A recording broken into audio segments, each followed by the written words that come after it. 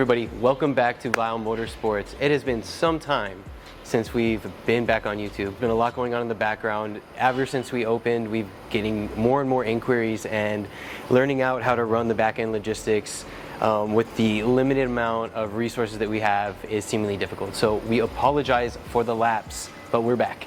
So with that said, let's get into it. This project is going to be pretty big. We have a lot of changes coming.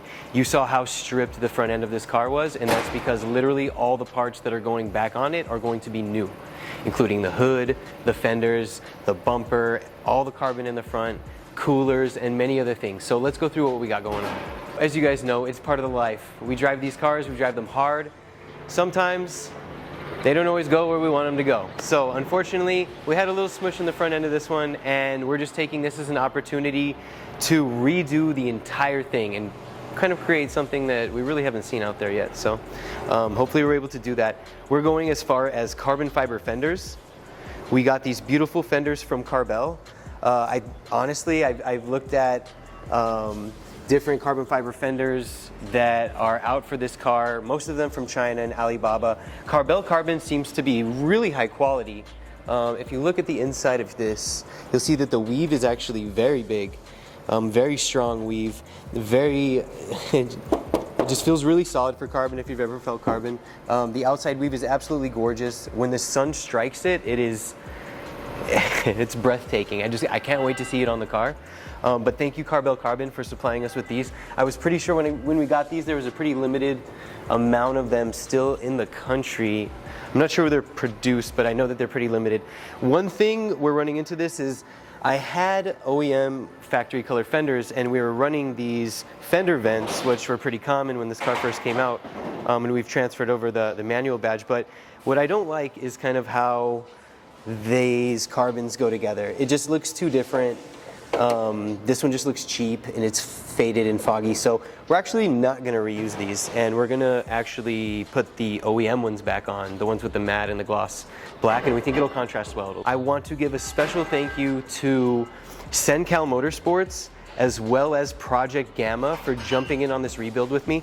If anybody had followed this car prior to me making this video, you'd know that I worked with Project Gamma in the past, both with their front mount intake system and with their proprietary design G80 grill, basically, which I think is absolutely gorgeous, and no other company's really been able to reproduce. So they're gonna step in and resupply me with another grill, thank God, because they're really expensive.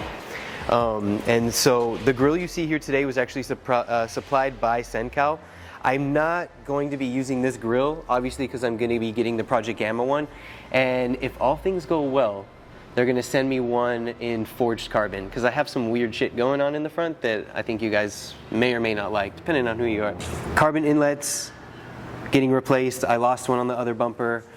We got the carbon splitter covers in carbon fiber. Some parts that are not quite here yet that are being supplied by manufacturers who also want to be a part of this rebuild series. Souvenir Motorsports is one of them. They make beautiful lip design for this car. I had one on the car before. They saw it, they loved it, they saw that I broke it, and they reached out to help me remedy the situation, and they're providing me with a lip. So I think once all is said and done, and all this carbon sort of matched together, it's going to be beautiful. Another really cool part are these 3D design front canards. They're really expensive for what they are, but when you hold one in your hand, it's actually such a substantial piece of carbon fiber, and from the variation in thickness and just the finish, the overall finish of it, it's a really good quality part. I think those go for somewhere between like $700 and $1,000. They're really expensive, but I was blessed with a pair, so I'm going to be more than happy to use them. Another thing we're going to be upgrading is the CSF intercooler. It's really loud outside. I apologize. It's super hot, so we have to work with the doors open here today. But this is actually going to be the third cooler ever installed in this car. I lost my two first ones were OEM. I lost those one time on a run-up crest. I took a rock and it just all pissed out, and then another time, well, I smushed the front end and happened to destroy it because it's really not that strong. The design is plastic on the edge. Anyways, CFS now makes a front mount cooler for the low side cooling system, and I'm very excited to be able to fit this into the car. It looks amazing. The rock guards are substantially better than the OEM design, and I kind of already test fit it, and fitment's really good and it looks super good. So as we get to putting these parts in the car, we'll document each portion and you can kind of see how each one of these parts fit. Since we lost the headlight, oof, I know, I'm never going to financially recover from this. We are going with upgrade. We're just going to go shadow line. Now everyone's going to be like, well, why didn't you get the lasers, bro? And that's because, to be honest with you, everyone's got the lasers, everyone's got a comp, everyone's got an auto, and everyone has those goofy little blue things in their lights. I'm gonna get so much hate for this shit. Everybody has that goofy little blue shit in their light, and the direction, the color direction this car is gonna be going, there just shouldn't be any blue involved. So this was a creative decision on my end. You know, it's more than just, do you have the laser headlights and the bucket seats? You know, it's like, how did you build this car? Aesthetically, what's it look like? That's cool and unique. So that's what we're all about here at Motorsports.